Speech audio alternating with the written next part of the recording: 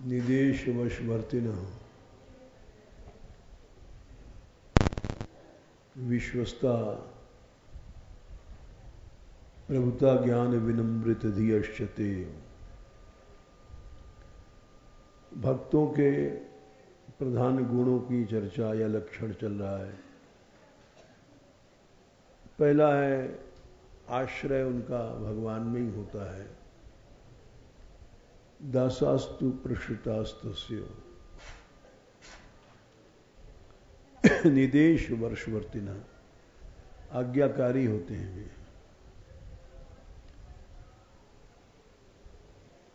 विश्वस्ता, विश्वास होता है उनका अखंड भगवान में। और प्रभुता ज्ञान विनम्रित धिय, नम्र बुद्धि दैन्य होता है।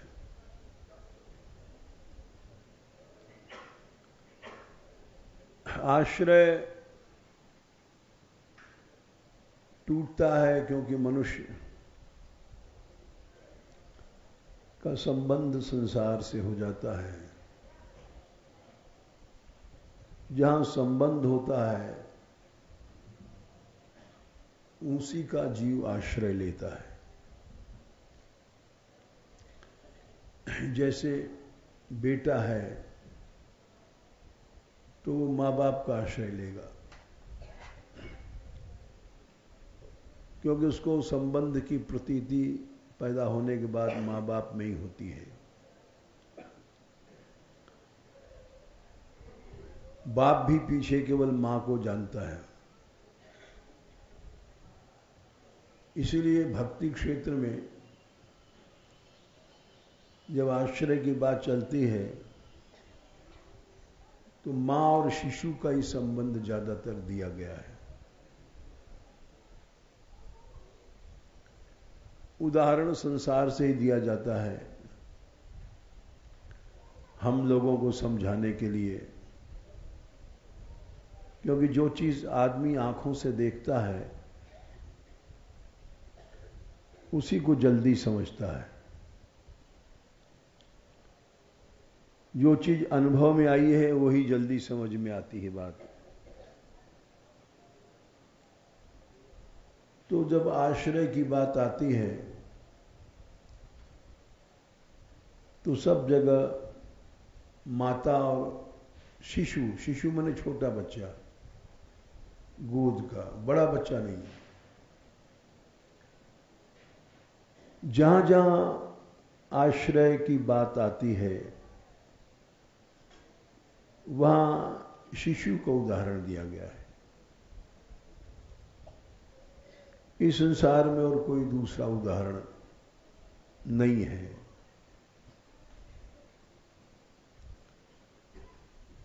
शिशु का जो आश्रय मां के प्रति है, भक्त का तो आश्रय उससे भी अधिक ज्यादा होता है, क्योंकि शिशु तो अबोध होता है, भक्त तो सज्ञान होता है, सब कुछ समझ बूझ करके तब वो आश्रय लेता है। इसलिए शिशु के आश्रय से भी बहुत बड़ा भक्त का अपने भगवान में या गुरुजनों में आश्रय होता है। तो जहां संबंध होता है उसी का जीव आश्रय लेता है। जैसे संसार में जितने संबंध हैं, माता पिता, मुसीबत में आदमी जहां जहां बहन भाई सुहृद मित्र, इन सब के पास जाता है, आश्रय लेता है, सहायता मांगता है। और इन सब का आश्रय लेना भगवान से अलग हो जाना है।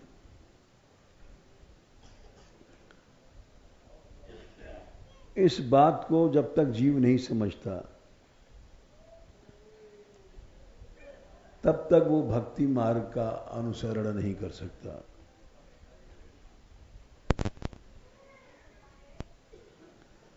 भक्ति मार्ग का अनुसरण समझने के लिए इसका समझना जरूरी है। संबंध जितने हैं वो भगवान से अलग करते हैं, आसक्तियां जितनी हो भगवान से अलग करती हैं। संबंध में जीव आश्रय अपने संबंधी का लेता है। इसके जितने उदाहरण हैं, जैसे उदाहरण से समझना चाहिए कि ये संबंध क्यों बाधक हैं, ये आसक्तियां क्यों बाधक हैं। इसका उदाहरण है गजराज भक्त था पूर्व जन्म का, उस शाप से हाथी बना, किंतु उसकी स्मृति पूर्व जन्म के भक्ति के प्रभाव से दब गई थी, पीछे वो जागी। गजराज का चरण पकड़ा ग्राह ने, भगवान नहीं आए। क्यों नहीं आए? क्योंकि उसको उसकी सैकड़ों पुत्र, हथनियां, कुटुंब कुनबा उस साथ दे रहे थे। जब तक वो साथ देते रहे भगवान नहीं आए, क्योंकि अन्य आश्रय था। जब उनका सबका साथ छूट गया, सहस बरस गज युद्ध करत भय, 1000 वर्ष तक लड़ाई दिन रात चली, भगवान नहीं आए। आए कब? जब निर्बल भय बलराम पुकार्यो, आए आधे नाम। जब वो निर्बल हो गया था,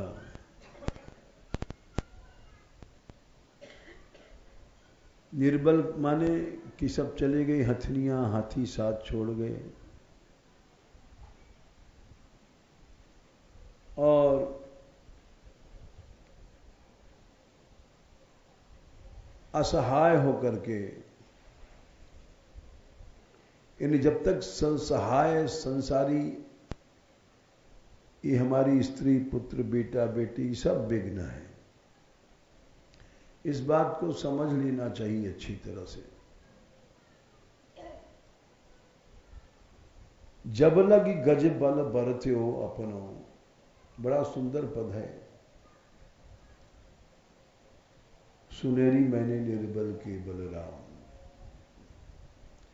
ये आश्रय को बताने का बड़ा सुंदर पद है, लेकिन हम जैसे अल्प बुद्धि के लोग उसको समझ नहीं पाते। गाते हैं इस पद को, लेकिन आश्रय संसार का ही रहता है। गाते गाते हैं बस, ऊपर से या गले से, हृदय में आश्रय संसार का बना रहता है। बजा बजा बजाते हैं, गाते हैं, लेकिन मामला भीतर गड़बड़ रहता है। जब लग गजबल बरत्यो अपनो, नेक सरयो नहीं काम। नेक माने 1% भी भगवान सहायता करने नहीं आए, क्योंकि अन्याश्रय था। अन्याश्रय जब टूटता है तब भगवान आते हैं। उसके पहले तो दृष्टा बन के देखते रहते हैं, ये उनका नियम है। और भगवान ने स्पष्ट कहा, जब प्रजाओं को उपदेश दिया था उत्तरकांड में 44वें अध्याय 2 में, कि जब तक तुम नर आशा करोगे मोर दास कहाई नर आशा, करी तो कहिए कहा विश्वासा। नर आशा है, ये हमारी मां है, बाप है, बेटा है, बेटी है, स्त्री है, पति है, ये सब नर आशाएं हैं। ये सब भगवान से अलग करती हैं, निश्चित अलग करती हैं। इसमें मनुष्य इस सिद्धांत पर विश्वास नहीं करता क्योंकि वो इतना बंधन में है आसक्ति के कि उसको ये सब झूठे संबंध सच्चे दिखाई पड़ते हैं। स्वार्थमय संबंध जितने ये हैं ये सब सच्चे दिखाई पड़ते हैं। स्त्री सत्य है, पुत्र सत्य है, और वो उन्हीं की बात को सत्य मान करके चलता है क्योंकि उसका संबंध है, वही आशा है, वही भरोसा है, वही विश्वास है। उस संबंध की अंधता में उसको सत्य सिद्धांत की प्रतीति नहीं होती है, वो समझ ही नहीं पाता है। आशाओं में बंधा रहता है कि मेरी मां है अवश्य, मेरा पिता है अवश्य, मेरा बेटा है अवश्य सहायता देगा, बेटी है।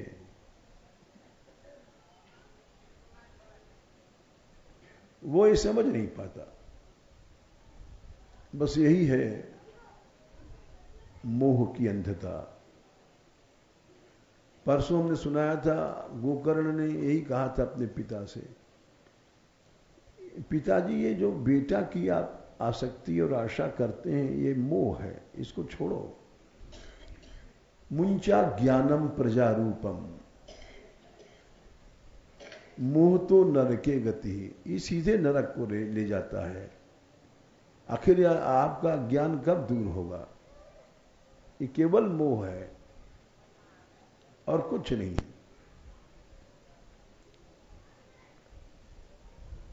तो इसलिए 1000 वर्ष तक भगवान नहीं आए। सहस बरस गज युद्ध करत भय, छिन एक धान धर। एक क्षण में जब वो निर्बल हो गया था उसी समय भगवान आ गए। चक्र धरे वैकुंठ ते आए, वाकी पैज सरे। आए कब? तभी आए जब लग गजबल बरते हो अपनो, नेक सरयोग नहीं काम। जब तक फिर हाथी सब स्त्री पुत्र छोड़ गए, फिर अकेले लड़ा, तब भी नहीं आए। अपने बल की प्रतीति करना भी भगवान से दूर हो जाना है।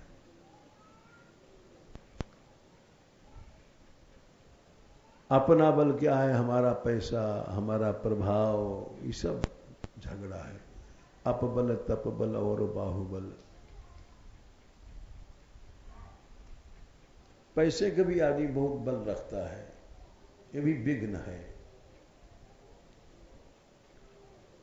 और बहुत बड़ा विघ्न है।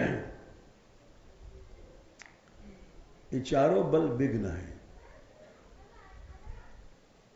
अपबल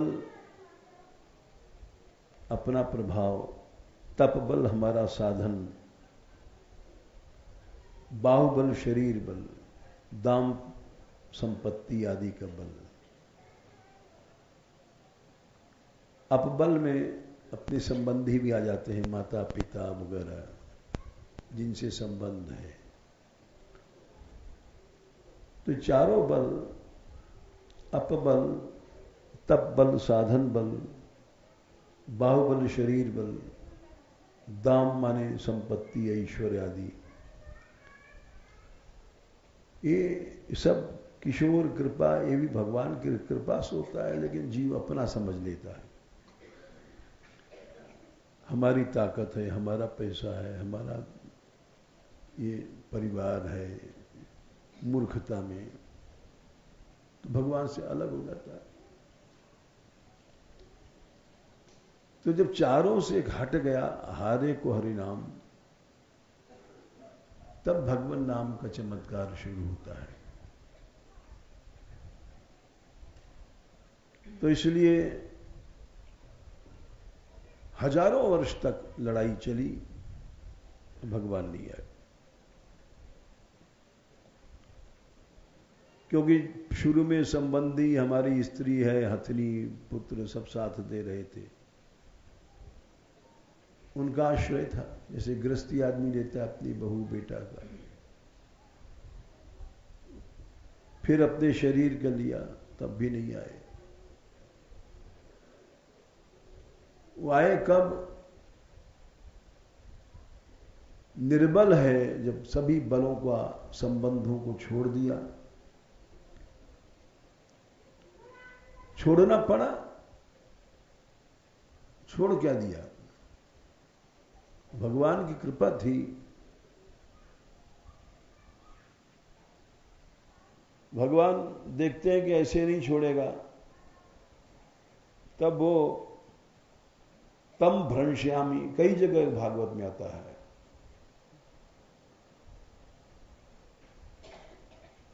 बोले सच्ची कृपा तो तब होती है कि मैं उसके धन को जब नाश कर देता हूं,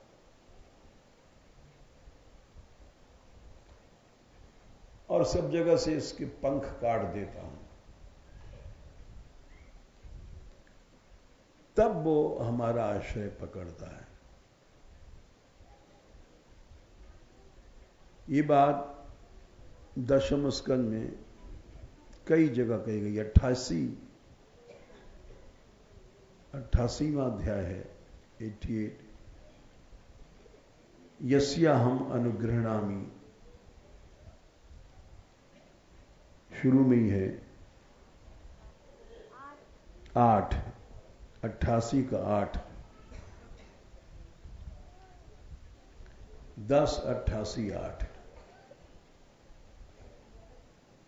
ये अनुग्रह सच्ची कृपा है, लेकिन जीव रोता है, हमारा पैसा चला गया। वो समझ नहीं सकता है कि ये सच्ची कृपा भाई है। मैं माया का आश्रय छोड़ नहीं सकता था, भगवान ने एक चांटा लगाया। इस कृपा को नहीं समझ सकता प्राणी, इसलिए नहीं समझ सकता कि बंधा हुआ है, मोहांध है। पैसा सत्य है, पैसे का बल सत्य है, पैसे का आश्रय सत्य है, इसलिए इस कृपा को नहीं समझ सकता हो। यस्या हम अनुग्रहणामि, भगवान बोले जिस पर मैं सच्ची कृपा करता हूं, हरिष्ये तद धनम शनैः। अब ये दुनियावी दृष्टि से तो बड़ा गड़बड़ है, सब धनवन भगवान नाश कर देते हैं। तो इस बात को कैसे समझ सकता है प्राणी? वो तो समझेगा कि भगवान ने बड़ा क्रोध किया, वो क्रोध समझेगा, कृपा नहीं समझेगा, कभी नहीं समझ सकता। तो ये भगवान ने युधिष्ठिर से कहा था, भगवान श्री कृष्ण ने युधिष्ठिर से कहा था, क्योंकि इतनी मुसीबतें आई थी उनके ऊपर।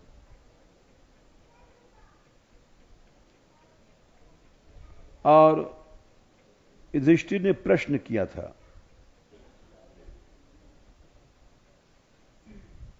कि इतनी मुसीबतें आई, तो भगवान ने कहा था वो मेरी सच्ची कृपा थी। सारा संसार पूर्वंश से तुम्हारा मन हट जाए।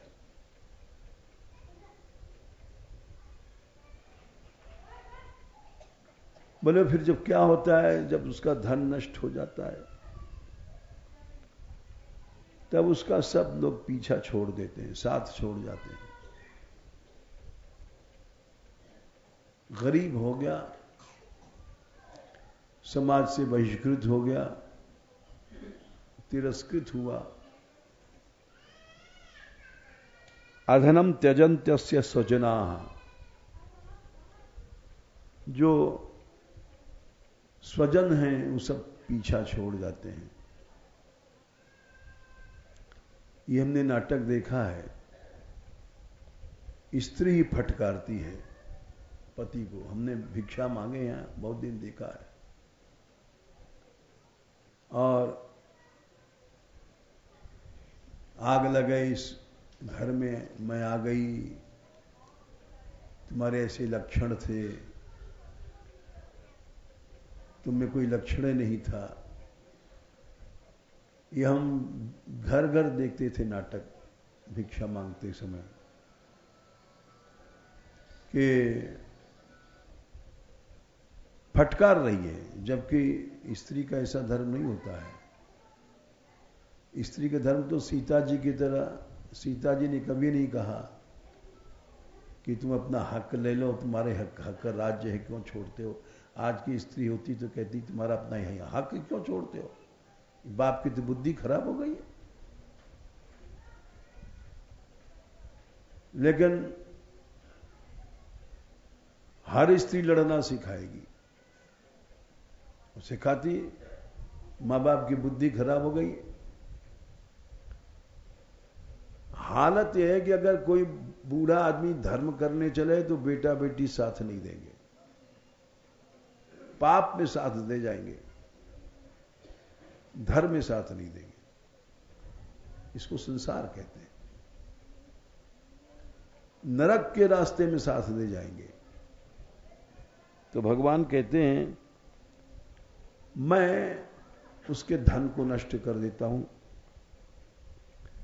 तो उससे उसके स्वजन लोग उसको तिरस्कार करते हैं।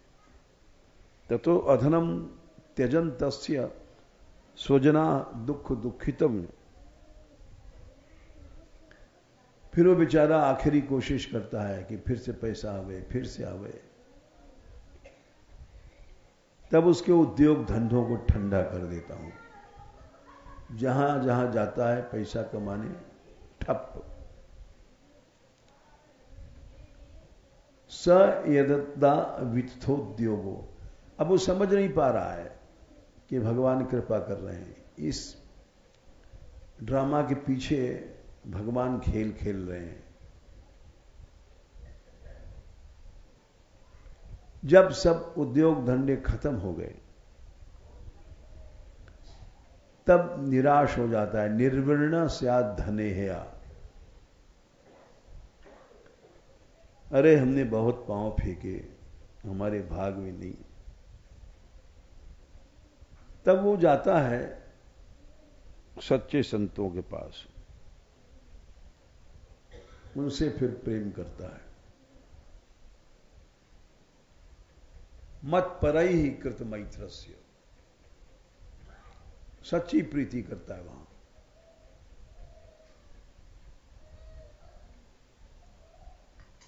क्योंकि स्त्री पुत्र आदि तो छोड़ गए।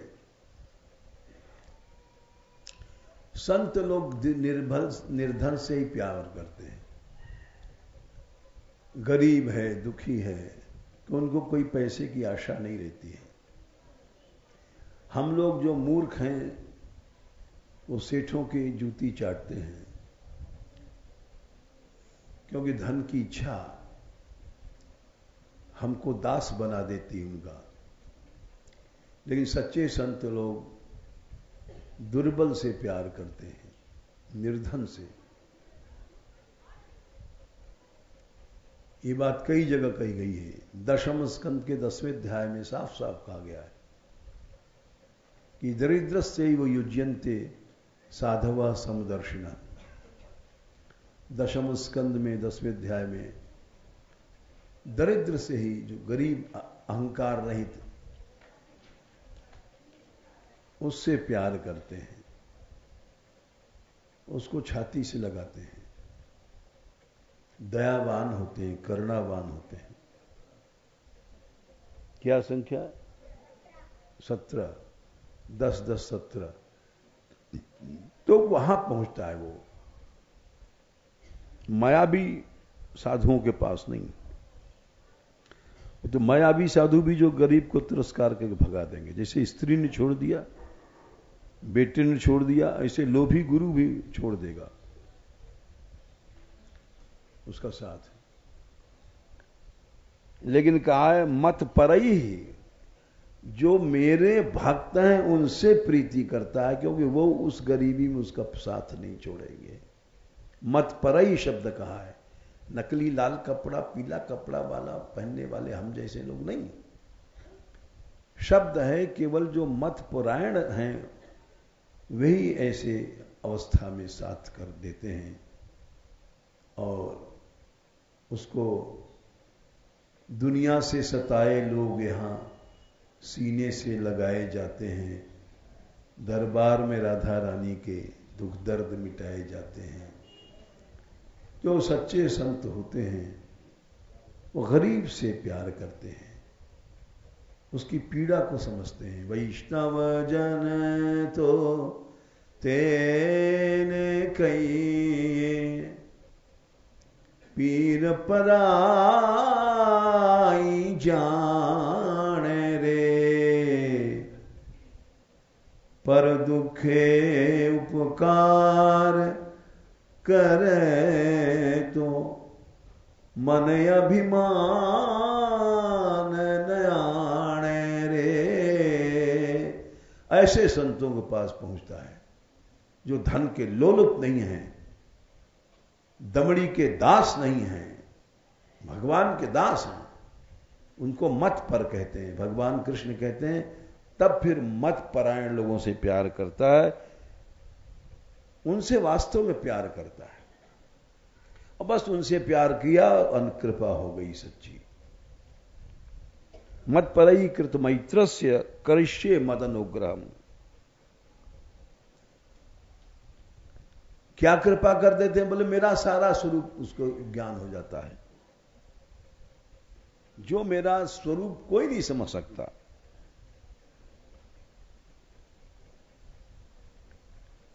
वो समझ लेता है और आराधना समझ लेता है। आराधना ही सत्य है। आराधना में निष्ठा हो जाती है, आराधना करने लग जाता है। बस यही मेरी कृपा है। कृपा क्या है? पैसा वैसा नहीं मिलता। तद ब्रह्म परमम सूक्ष्मम 88 का 10, 10 88 10।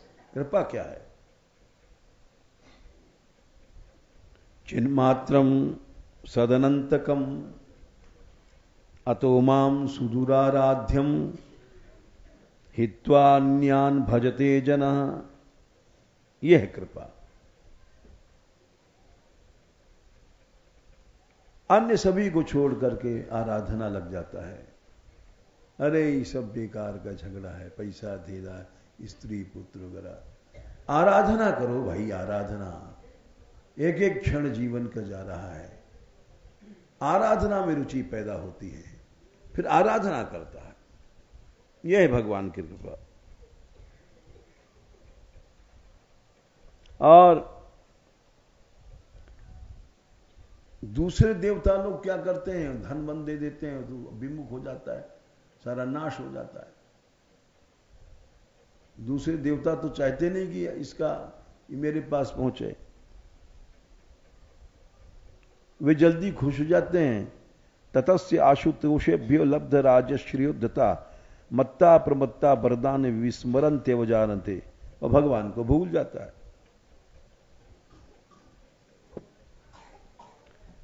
तो अन्याश्रय हटाने के लिए भगवान ये सब करते हैं। जैसे गजराज का आए भगवान,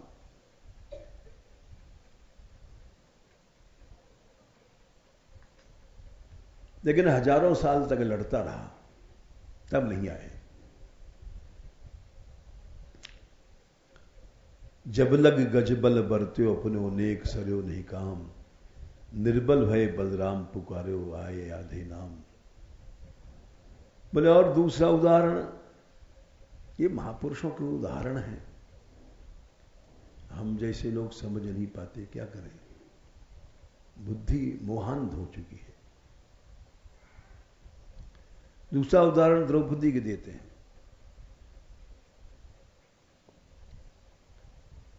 द्रौपदी ने जब भगवान को पुकारा था तो शुरू में उसने एक खीज की बात कही थी। ये महाभारत का श्लोक है।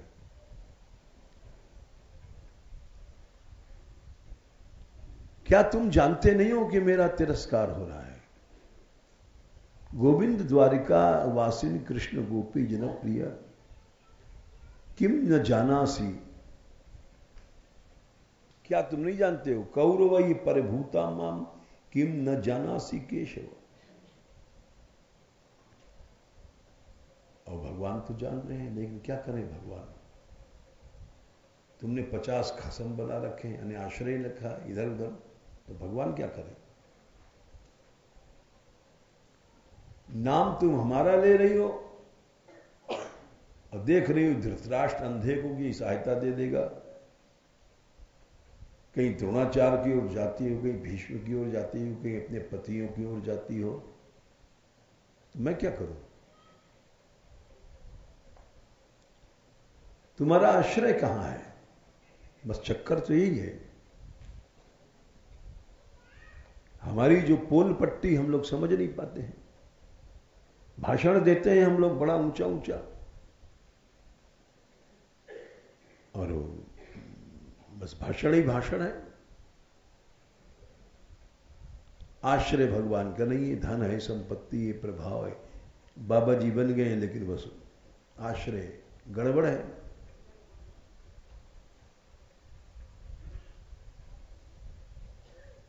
तो द्रौपदी का बाल पकड़ के लाया था वो दुशासन, कितनी बेइज्जती भई है। उस समय द्रौपदी कौरवों के रनिवास में थी। दुशासन का राजमहल दुर्योधन से ज्यादा ऊंचा था।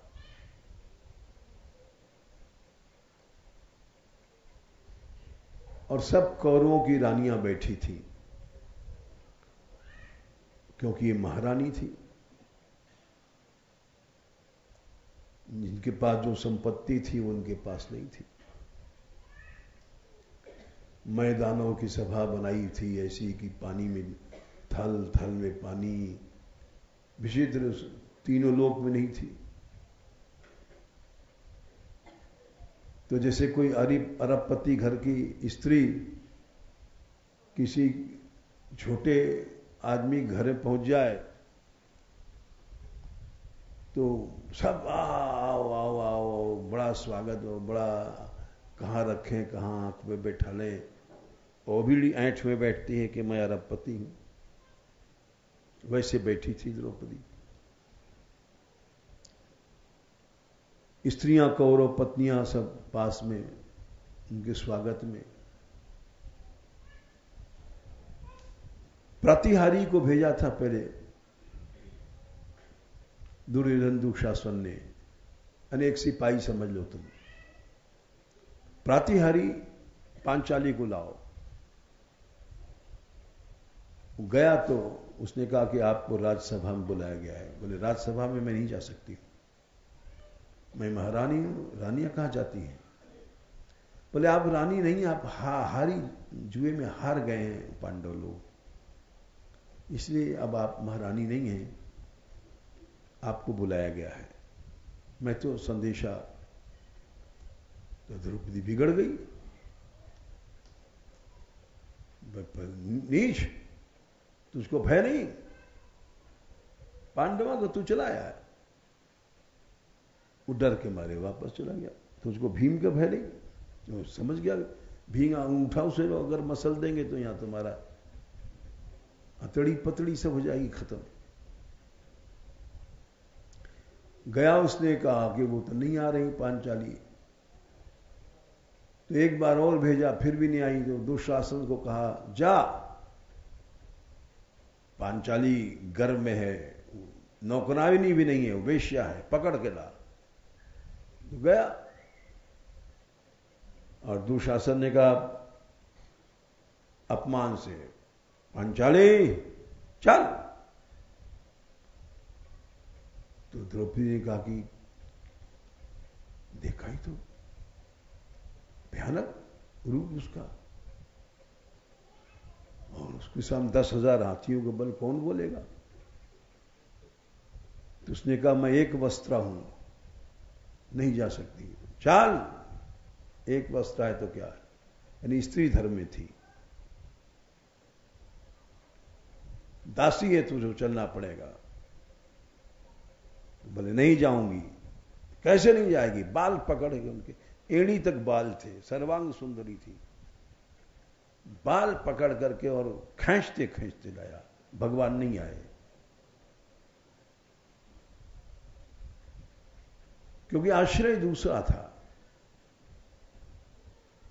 हम जैसे बाबा जी लोग बन जाते हैं, लेकिन आश्रय सब गड़बड़ आश्रय रहता है। साधु फाधु ऐसे बन के घूमते हैं हम लोग, पैसे वैसे के लिए सेठों के पीछे घूमते रहते हैं, सब आश्रय गड़बड़ है। भगवान क्या करेगा। भगवान की प्यारी थी, कितनी पांचाली, भगवान नहीं आए। ऐसे हम जैसे बाबा जियों के लिए कैसे आ सकते हैं, जो धन लोलुप है, कभी नहीं आ सकते भगवान। धोखा है केवल। हम भाषण देते हैं, आश्रय रखते हैं, जड़ आश्रय रखते हैं, इसलिए हमारा समाज खोखला है।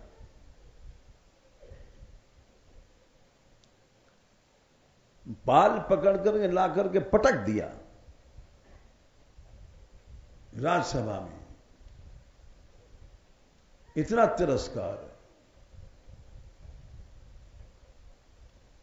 तो पांडवों को देखा उसने रोष से, पांडव सिर नीचा किए बैठे, समझ गई,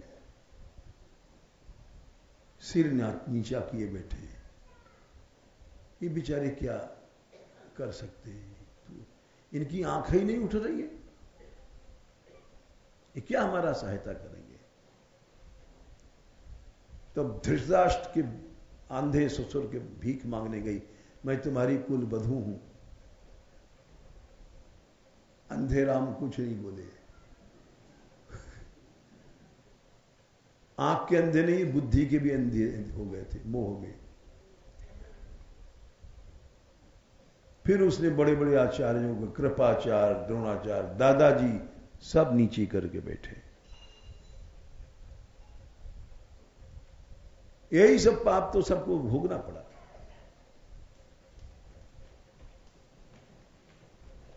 बंधे थे संबंध में, भीष्म पितामह की आसक्ति तो नहीं थी, लेकिन प्रतिज्ञा में बंधे थे। और भगवान का आश्रय लेने के लिए सब कुछ छोड़ना पड़ता है। ये अतिज्ञा प्रतिज्ञा सब गड़बड़ मामला है, इसलिए उनको शरशैया पे सोना पड़ा, विदुर को नहीं सोना पड़ा। ये सब संबंध आश्रय से हटा देते हैं जीव को। जीव समझ नहीं पाता। तो आखिरी था कि दांत से, अपने दांत से साड़ी पकड़ी, ये आखिरी इलाज। दांत में क्या ताकत है, उसकी भुजाएं में 10,000 हाथियों की ताकत है। कहां 10,000 हाथी और कहां एक दांत, क्या टक्कर है, कोई टक्कर नहीं। एक झटका में छूट गया सब। तब वो जो शब्द निकला, गोविंद, द्रुपद सुता निर्बल भई जा दिन, तब आए। आए तजी निज धाम, दुशासन की भुजा थकित भई। पतली सी साड़ी और खींचने में नहीं आ रही है, 10,000 हाथियों की ताकत दम हो गए।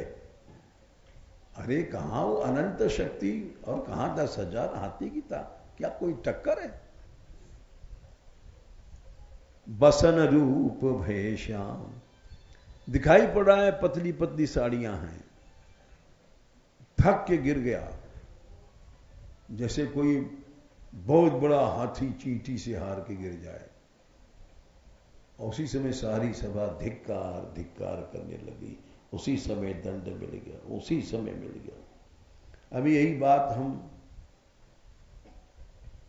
चर्चा कर रहे थे, ऊपर से लौट अभी आ रहे थे सीढ़ियों पर, तुम कह रहे थे किसी से, श्लोक भूल गए थे, अब कहां तक याद रखें। लेकिन वो 10वें स्कंद में 4थे अध्याय का आखिरी श्लोक है कि संसार के जितने बल हैं, संसार की जितनी समृद्धियां हैं, संसार का जितना प्रभाव है, अरे भाई हम लोगों को क्या प्रभाव, रावण हिरण्यकश्यपु का प्रभाव था, वो सब मिट्टी मिल जाता है। और वो 4थे अध्याय का आखिरी श्लोक है 46। आयु खत्म हो जाती है। महापुरुषों से भक्तों से द्रोह किया, आयु खत्म, श्री खत्म।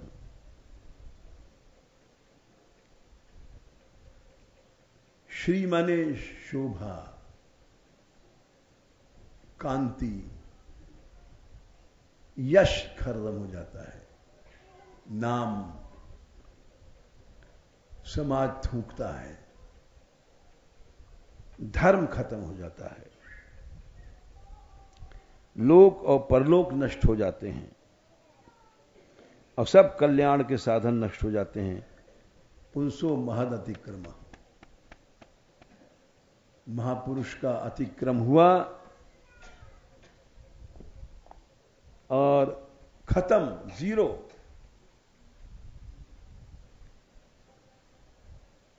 वह इसी बात को रामायण में कहा गया है कि मात मृत्यु पितु शमन समाना, वही माता मौत मृत्यु रूप बन जाती है, पिता जमराज बन जाता है। मात मृत्यु पितु शमन समाना, और सुधा होई विष सुन हरि जाना, अमृत जहर बन जाएगा।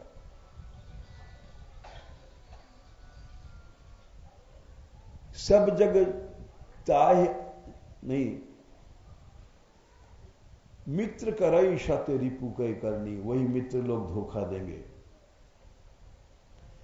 और गंगा जी तुम्हें नरक भेज देंगी। तुम गए गंगा नहाने के लिए, ताकह विबुध नदी बैतरनी,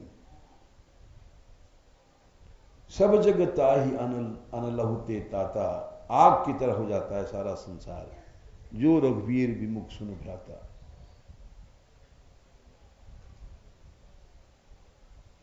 एक क्षण में और क्या से क्या हो जाता है। ये हम इसलिए नहीं कह रहे थे कि कल वह ये पेपर लाए थे, तो आज जो कल नाटक होगा उसका बहुत प्रशंसा लिखा था, और पेपर वाले नाराज थे कि हमको पहले क्यों नहीं बताया गया कि ऐसा कार्यक्रम मानगढ़ में है। तो उनको भी बता दिया गया।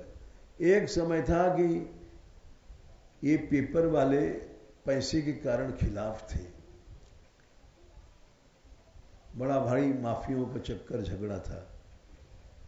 एक ये समय है कि वो फोन आ रहा है कि हमको क्यों नहीं बताया गया कि मानगढ़ में इतना बड़ा कार्यक्रम हो रहा है, यानी तरस रहे हैं कि यहां की बात छापने के लिए। और ठीक उसी पेपर में हमसे ऊपर,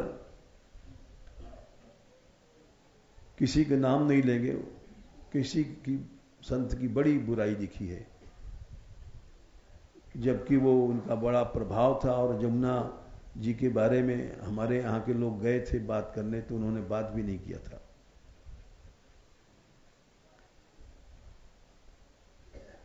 तो वो ये एक बड़ी भूल थी, जमुना जी के बारे में बात नहीं सुनना।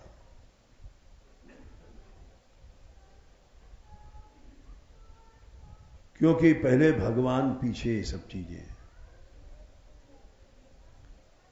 हम संसार में से भ्रष्टाचार हटाना चाहते हैं, लेकिन भगवान इससे बड़ा है, भगवान की भक्ति बड़ी है। तो ये सब चर्चा चल रही थी, तुम बता रहे थे कि देखो बात यह है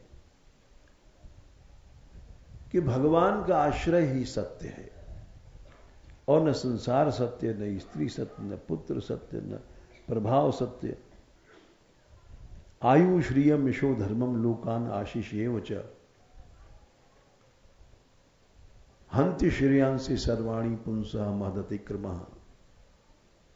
आश्रय सत्य है तो वो एक दिन वही प्रहलाद मनवंतर तक राज करता है, हिरण्यकश्यप के बाद वही विभीषण लंकेश बनते हैं।